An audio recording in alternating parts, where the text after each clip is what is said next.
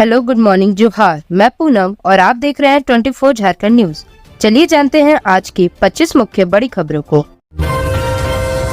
झारखंड विधानसभा के बजट सत्र को राज्यपाल की मंजूरी।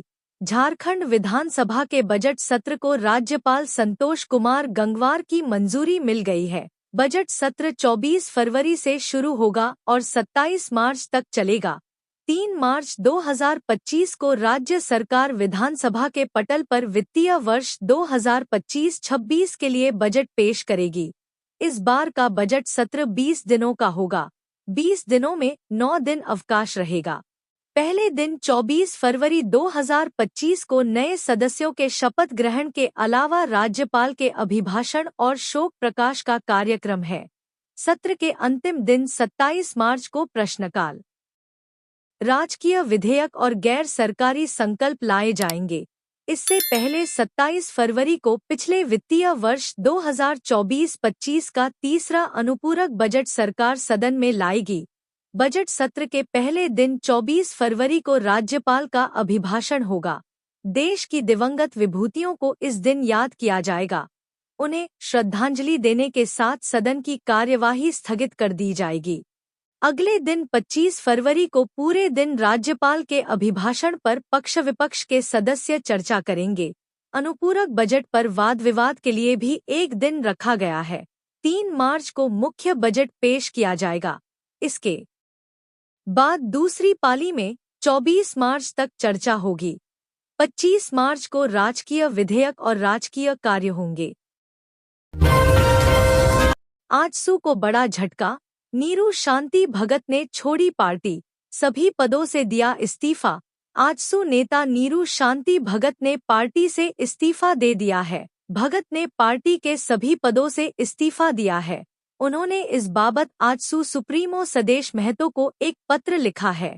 पत्र में लिखा है, मैं नीरू शांति भगत, पत्नी स्वर्गीय कमल किशोर भगत, झारखंड आंदोलनकारी, बिना किसी राग द्वेष भेदभाव के पार्टी के सभी पदों और प्राथमिक सदस्यता से इस्तीफा दे स्वर्गीय। साथ ही उन्होंने पार्टी के लोगों से बातचीत और व्यवहार में सौम्यता लाने आग्रह किया है। बता दें कि भगत गत विधानसभा चुनाव में लोहरदगा से आजसू की उम्मीदवार थी। बाइक से आवाज आई तो लगेगा 5,000 जुर्माना, होगा साइलेंसर जब्त। हजारीबाग जिले में बाइकों के मॉडिफाइड साइलेंसर से पटाखों जैसी आवाज निकालकर लोगों को परेशान करने वाले बाइकर्स पर पुलिस ने सख्त रुख अपनाया है। हजारीबाग एसपी ने साफ कर दिया है कि ऐसे बाइकर्स पकड़े गए तो जुर्माने के साथ साथ उन पर केस दर्ज कर जेल भेजा जा सकता है। हजारीबाग ट्रैफिक पुलिस ने ऐसे बाइकर्स के खिलाफ अभियान चलाना शुरू कर दिया है। इन बाइकर्स पर 5,000 रुपए का जुर्माना लगाया जा रहा है और उनकी बाइकों से मॉडिफाइड साइलेंसर जब्त किए जा रहे हैं। बार बार चेतावनी के बावजूद सुधार न होने पर अब पुलिस ने सख्त कार्रवाई शुरू कर दी है।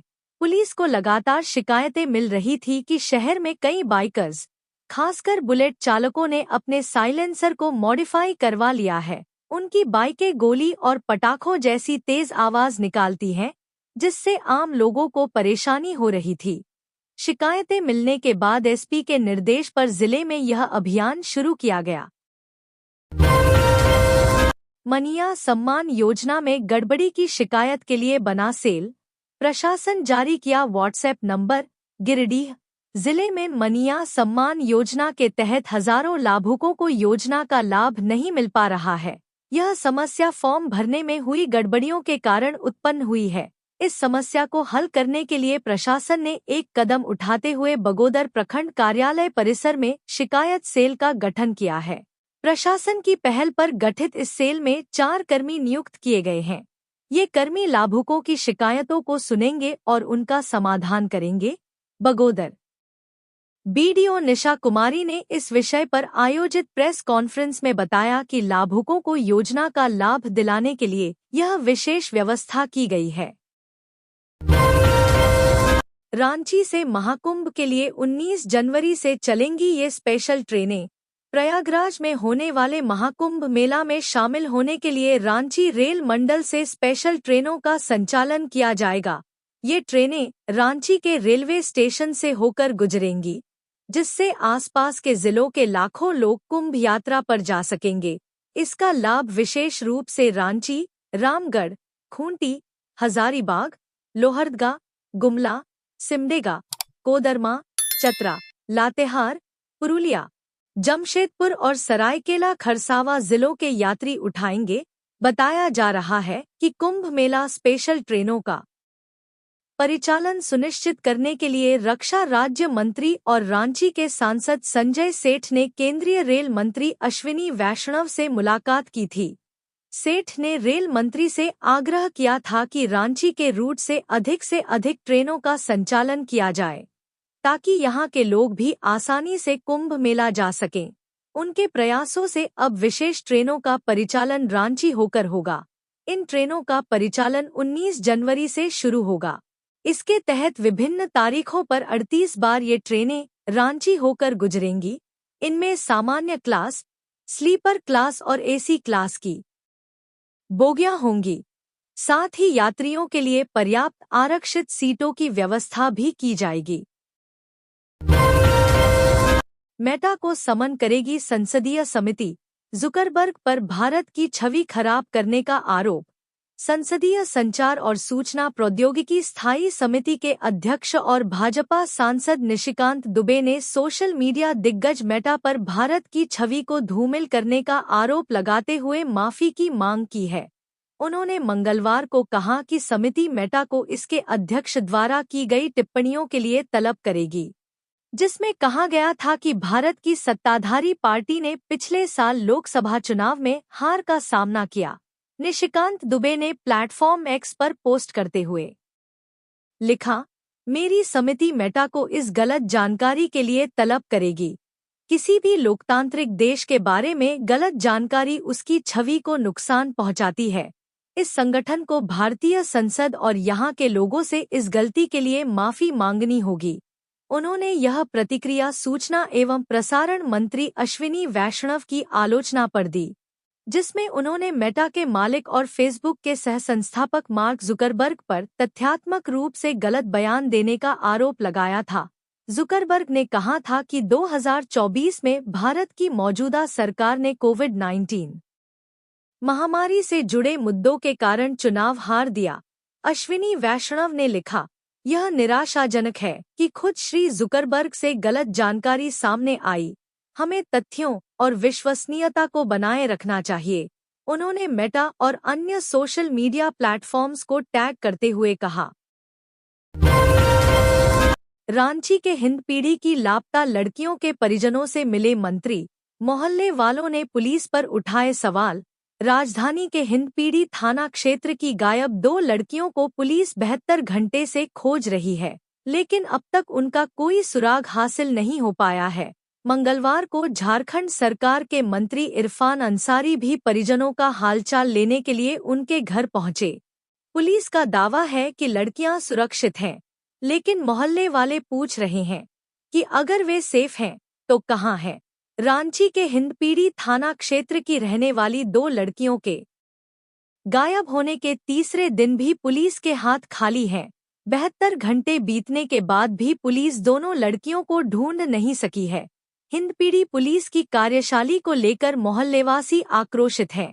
उनका कहना है कि पुलिस सिर्फ आश्वासन दे रही है, यह कह रही है कि दोनों लड़कियां सेफ हैं। 2 दिन से लगातार पुलिस के अधिकारी दोनों गायब लड़कियों के मामले में यही जवाब दे रहे हैं कि वे सेफ हैं। सवाल उठता है कि अगर सेफ हैं तो फिर उन्हें सामने क्यों नहीं ला रही पुलिस। इसको लेकर कोतवाली डीएसपी प्रकाश सोए का कहना है, दोनों लड़कियों का लोकेशन मिल चुका है। पुलिस की टीम लोकेशन के आधार पर दोनों लड़कियों की तलाश में जुटी हुई है। इस मामले में टेक्निकल सेल समेत कई टीमें अलग अलग तरह से दोनों लड़कियों की तलाश में जुटी हुई हैं। पुलिस की टीम लगातार छापेमारी भी कर रही है। पुलिस का दावा है कि उन्हें अहम जानकारी मिली है। पुलिस की टीम जल्द ही मामले का खुलासा करेगी। दूसरी तरफ स्वास्थ्य मंत्री इरफान अंसारी मंगलवार को पीड़ित परिवार के घर पहुंचे। मंत्री ने परिजनों से घटना की पूरी जानकारी ली। पीड़ित के आवास से ही मंत्री ने रांची एसएसपी से बातचीत की। इसके बाद मंत्री ने पीड़ित परिवार को 72 घंटे के भीतर दोनों लड़कियों के सकुशल घर वापसी का आश्वासन दिया है। इधर स्थानीय लोगों ने मंत्री के समक्ष दोनों लड़कियों के नहीं मिलने पर विरोध भी जताया है। उनका कहना है कि सिर्फ आश्वासन ही दिया जा रहा है। हालांकि मंत्री ने विरोध कर रहे लोगों को समझा बुझाकर शांत कराया। पलामू में 2 बाइक की टक्कर में 2 की मौत। मकर संक्रांति के मेला गए थे सभी। पलामू जिले के छतरपुर थाना क्षेत्र में 2 बाइक की टक्कर में 2 लड़कों की मौत हो गई है, जबकि 2 युवक गंभीर रूप से जख्मी हैं। दोनों युवक को इलाज के लिए छतरपुर अनुमंडलीय अस्पताल में भर्ती करवाया गया है। सभी मकर संक्रांति के मौके पर मेला घूमने गए थे। घटना की जानकारी मिलने के बाद पुलिस मौके पर पहुंच गई है और दोनों शव को कब्जे में लेकर पोस्टमार्टम के लिए भेज दिया है। पुलिस पूरे मामले में आगे की छानबीन कर रही है। दरअसल पलामू के छतरपुर थाना क्षेत्र के खेंद्रा के इलाके में मकर संक्रांति के मौके पर मेला लगता है। मेला से एक बाइक छतरपुर की तरफ जा रही थी, जबकि दूसरी बाइक हुसैनाबाद की तरफ जा रही थी। खेंद्रा के इलाके में ही दोनों बाइक की आपस में टक्कर हो गई।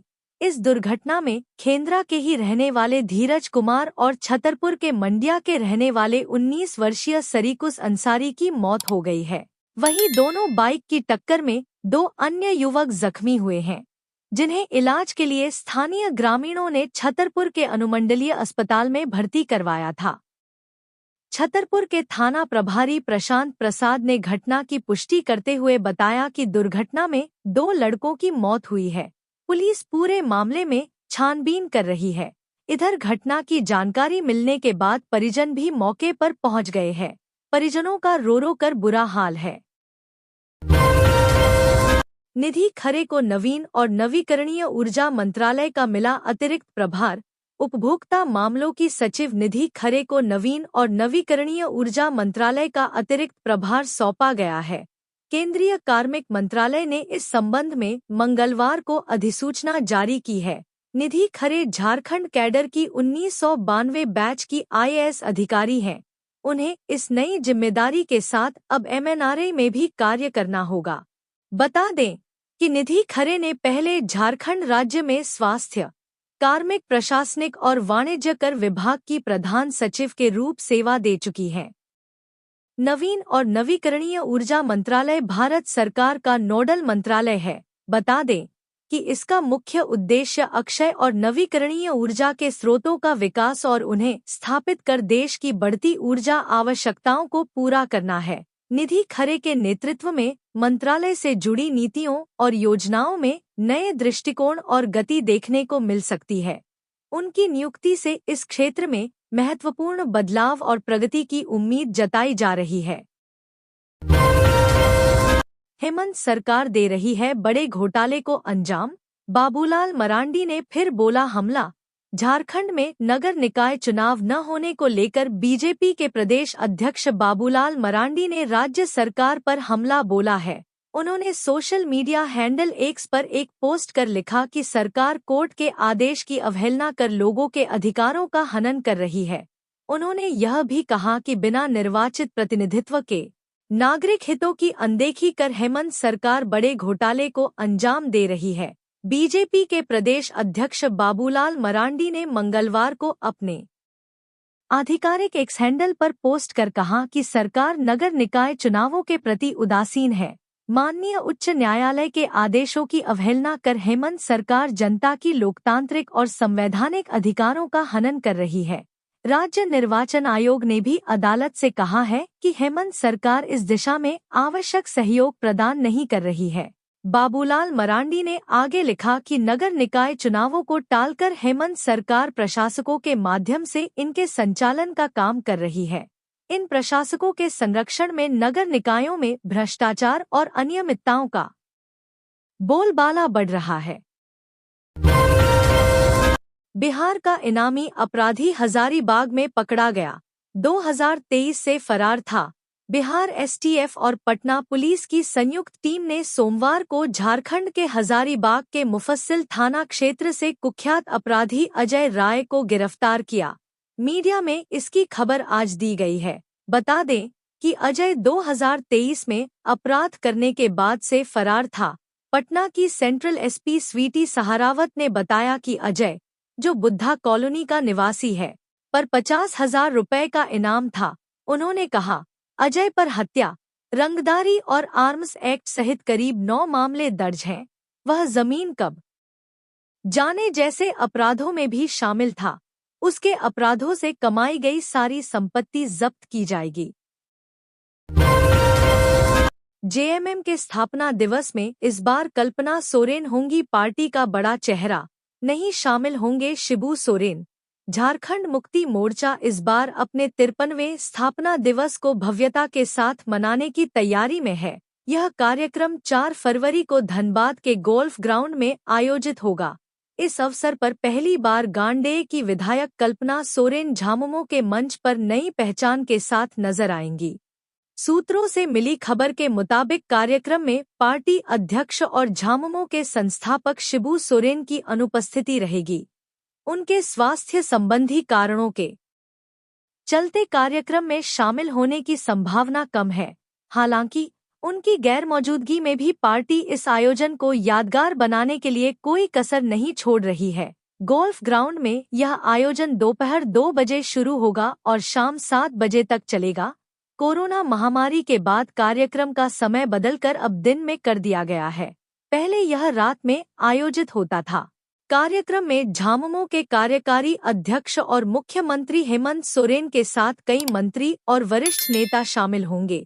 झामुमो की स्थापना 4 फरवरी 1973 को धनबाद के इसी गोल्फ ग्राउंड में शिबू सोरेन, विनोद बिहारी महतो और एके राय द्वारा की गई थी। पार्टी ने इस साल 25,000 से अधिक लोगों को जुटाने का लक्ष्य रखा है। इसके लिए एक आयोजन समिति का गठन किया गया है। जिला सचिव मन्नू आलम ने बताया कि खास तौर पर ग्रामीण क्षेत्रों और महिलाओं की भागीदारी बढ़ाने पर जोर दिया जा रहा है। मंत्री योगेंद्र प्रसाद ने मृतक अकाउंटेंट के परिजनों से की मुलाकात। डीसी ऑफिस में थे कार्यरत पेयजल व स्वच्छता मंत्री योगेंद्र प्रसाद ने मंगलवार को मृतक पिंटू नायक के परिजनों से मुलाकात की। मंत्री पीड़ित परिवार से मिलने मृतक के मधुकरपुर आवास में पहुंचे। इस दौरान मंत्री योगेंद्र प्रसाद ने मीडिया से बातचीत में कहा कि कसमार के मधुकरपुर में घर में घुसकर सोए हुए युवक की गोली मारकर हत्या चिंताजनक है। कसमार प्रखंड जैसे शांतिप्रिय जगह में इस तरह की पहली घटना घटी है, जिससे लोग आक्रोशित हैं। बता दें कि मृतक हजारीबाग डीसी कार्यालय में अकाउंटेंट के तौर पर कार्यरत थे। मंत्री योगेंद्र ने बताया कि कसमार थाना प्रभारी को निर्देश दिया गया है कि हर हाल में घटना का जल्द से जल्द उद्भेदन करें, घटना को अंजाम देने वाले अपराधियों को गिरफ्तार करें एवं दोषी व्यक्ति को कड़ी से कड़ी सजा मिले। बताया कि सरकार खुद चलकर पीड़ित का हालचाल पूछने व आंसू पोंछने उनके दरवाजे पर आई है। उन्होंने कहा कि इस घटना को लेकर पुलिस की कार्रवाई का लगातार अपडेट लिया जा रहा है। आजसू ने किया 6 सदस्यीय समिति का गठन। धनबाद हिंसक झड़प की करेगी जांच। धनबाद जिले के मधुबन में 9 जनवरी को हुई घटना की जानकारी प्राप्त करने के लिए आजसू पार्टी ने एक 6 सदस्यीय समिति का गठन किया है। इस समिति का गठन पार्टी के केंद्रीय अध्यक्ष सुदेश कुमार महतो के निर्देश पर किया गया है। बताया जा रहा है कि समिति का मुख्य उद्देश्य घटना में प्रभावित परिवारों से मिलकर घटना की पूरी जानकारी लेना है। इसके बाद प्रशासनिक एवं पुलिस अधिकारियों से कार्रवाई के बारे में जानकारी हासिल करना है। जानकारी हो कि इस समिति के सदस्य 15 जनवरी बुधवार को धनबाद जाएंगे। यहां वे घटना की जांच करेंगे और केंद्रीय नेतृत्व को एक विस्तृत रिपोर्ट सौंपेंगे। इस समिति में शामिल 6 सदस्य हैं। मांडू विधायक निर्मल महतो, गोमिया के पूर्व विधायक लंबोदर महतो, पूर्व न्यायाधीश पंकज श्रीवास्तव, पूर्व डीआईजी सुबोध प्रसाद, प्रधान सचिव राजेंद्र मेहता और प्रधान सचिव राधेश्याम गोस्वामी। इस समिति का गठन घटना की पारदर्शिता से जांच करने और प्रभावित परिवारों को न्याय दिलाने के उद्देश्य से किया गया है। जामताड़ा में शुरू हुआ करमदाहा मेला राज्य की सांस्कृतिक धरोहर के रूप में है पहचान। जामताड़ा जिले के नारायणपुर प्रखंड स्थित करमदाहा का प्रसिद्ध दुखिया बाबा मंदिर परिसर सजकर तैयार है। हर साल की तरह इस साल भी 15 दिवसीय मेला का आयोजन किया जा रहा है, जो मकर संक्रांति के मौके पर शुरू हो रहा है। इस ऐतिहासिक मेले का उद्घाटन 15 जनवरी बुधवार को झारखंड के स्वास्थ्य मंत्री डॉक्टर इरफान अंसारी करेंगे। उद्घाटन के साथ ही मेला क्षेत्र में श्रद्धालुओं और पर्यटकों का जुटना शुरू हो जाएगा। मेला कमेटी के अध्यक्ष इलियास अंसारी ने इस बात की जानकारी दी और बताया कि मेले की सभी तैयारियां पूरी कर ली गई हैं। करमदाहा मेला एक सांस्कृतिक धरोहर के रूप में जाने जाता है, जहां न केवल धार्मिक अनुष्ठान होते हैं, बल्कि मनोरंजन और खरीदारी के ढेर सारे विकल्प भी होते हैं।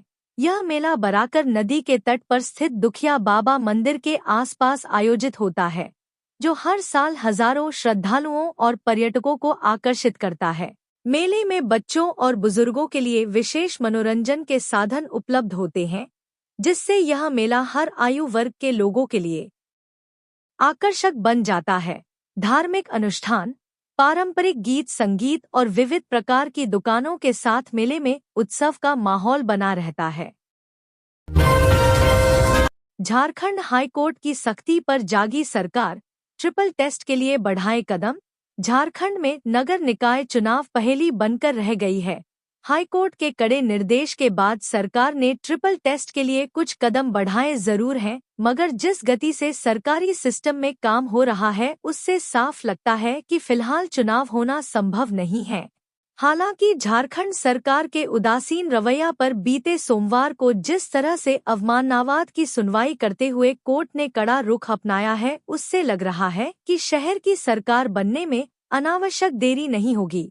अधिवक्ता विनोद कुमार की माने तो हाईकोर्ट ने नाराजगी जताते हुए न केवल फटकार लगाई है, बल्कि मुख्य सचिव को आगामी 16 जनवरी को उपस्थित होने को कहा है। नगर निकाय चुनाव को लेकर हाईकोर्ट में दायर अवमानना याचिका पर सुनवाई करते हुए हाईकोर्ट ने राज्य में कोर्ट के आदेश के बाद भी चुनाव नहीं कराए जाने पर नाराजगी जताते हुए अवमानना चलाने की बात कही। इस पर राज्य सरकार ने ओबीसी आरक्षण के लिए ट्रिपल टेस्ट जारी रहने की बात कही है। वहीं याचिकाकर्ता की ओर से सरकार की मंशा पर सवाल खड़ा करते हुए हाईकोर्ट के आदेश के बावजूद चुनाव नहीं कराने का आरोप लगाया है। याचिकाकर्ता रोशनी खलखो ने सरकार के कामकाज पर नाराजगी जताते हुए कहा है कि जब हाईकोर्ट के आदेश को भी सरकार नहीं मान रही है तो अंदाजा लगाया जा सकता है कि निकाय चुनाव कराने के प्रति सरकार कितना गंभीर है। उन्होंने कहा कि शहर की जनता से वर्तमान सरकार को कोई सरोकार नहीं है। जनता पानी, सड़क, बिजली और नाली जैसी समस्याओं से जूझ रही है। अगर निकाय चुनाव को लेकर सरकार की मंशा साफ होती तो इस तरह का टालमटोल रवैया नहीं अपनाया जाता। मंत्री इरफान का बीजेपी पर हमला, कहा स्पीकर पर दोष मढ़ने वाली भाजपा खुद क्यों चुन पा रही नेता प्रतिपक्ष। राज्य के स्वास्थ्य मंत्री और कांग्रेस नेता इरफान अंसारी ने फिर भाजपा पर निशाना साधा है। इरफान अंसारी ने सोशल मीडिया एक्स हैंडल पर ट्वीट करते हुए भाजपा का नेता प्रतिपक्ष अब तक न चुने जाने पर तंज कसा है।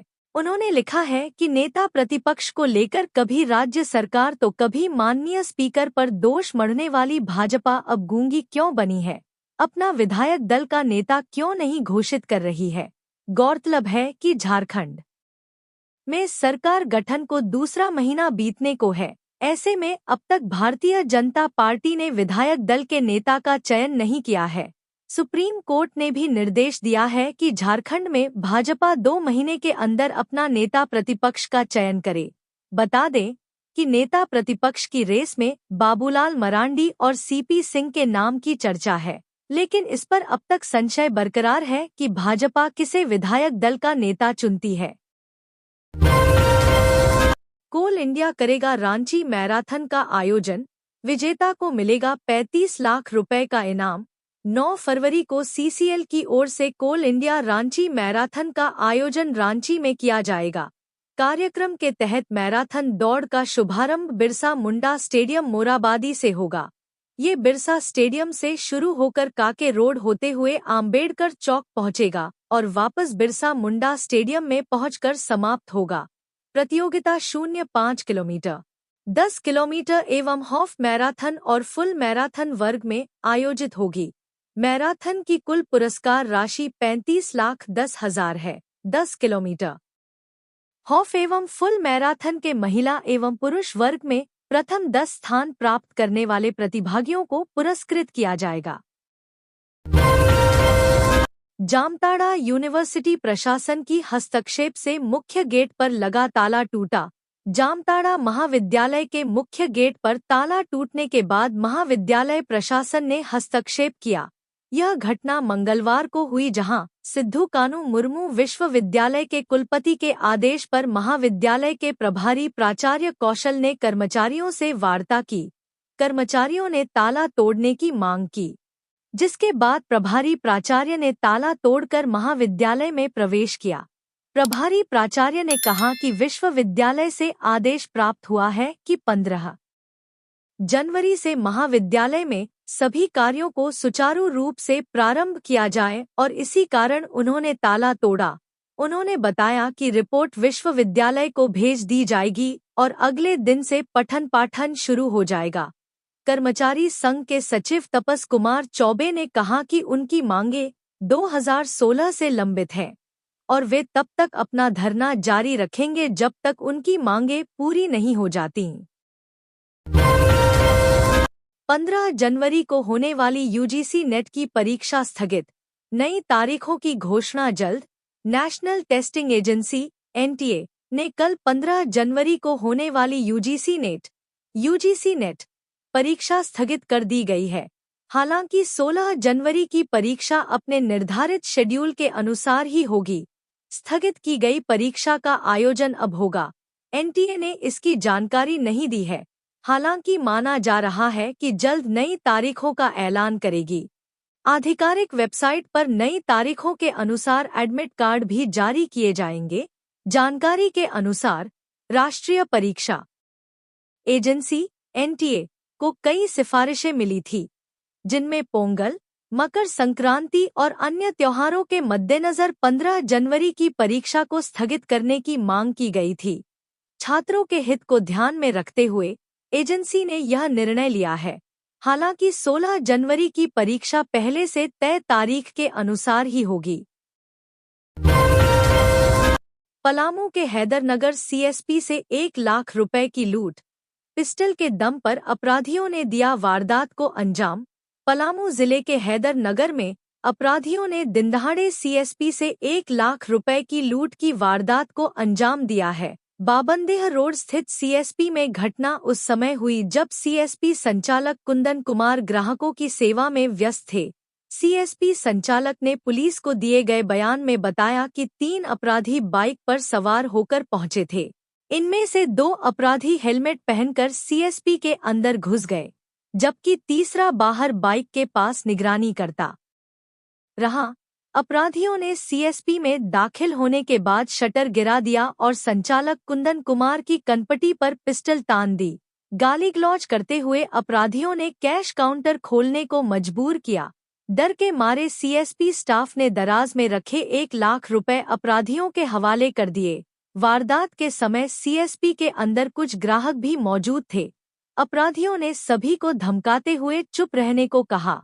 लूट की वारदात को अंजाम देने के बाद सभी अपराधी बाइक पर सवार होकर फरार हो गए। सड़क हादसे में बाल बचे पूर्व मंत्री राजा पीटर, कंटेनर ने मारी थी टक्कर। पूर्व मंत्री राजा पीटर सड़क हादसे में बाल बच गए। यह हादसा रांची टाटा मुख्य मार्ग पर हुआ। राजा पीटर तमाड़ से बुंडू की तरफ जा रहे थे। उसी वक्त कंटेनर ने उनकी गाड़ी में टक्कर मार दी। टक्कर मारने के बाद ड्राइवर कंटेनर लेकर वहां से भाग निकला। पुलिस ने पीछा करके उसे पकड़ लिया। बता दें, कि तमाड़ से बुंडू की तरफ जा रहे राजा पीटर की गाड़ी को एक कंटेनर ने सामने से जोरदार टक्कर मार दी। इस हादसे से राजा पीटर और उनके अंगरक्षक बाल बच गए। राजा पीटर किसी तरह कार से बाहर निकले और तमाड़ पुलिस को सूचना दी। सूचना पर थाना प्रभारी रोशन कुमार झा ने दलबल के साथ तमाड़ रास्ते पर कंटेनर का पीछा कर जब्त कर लिया और कंटेनर के चालक और खलासी को हिरासत में ले लिया है। दोनों हरियाणा के निवासी हैं। पुलिस दोनों से पूछताछ कर रही है। तो ये थी आज की झारखंड की टॉप बड़ी खबरें। इसी तरह झारखंड की हर छोटी से बड़ी खबर देखने के लिए आप हमारे चैनल 24 झारखंड न्यूज़ को सब्सक्राइब कर लें। तो हमें दीजिए इजाज़त, फिर मिलते हैं अगले न्यूज़ में।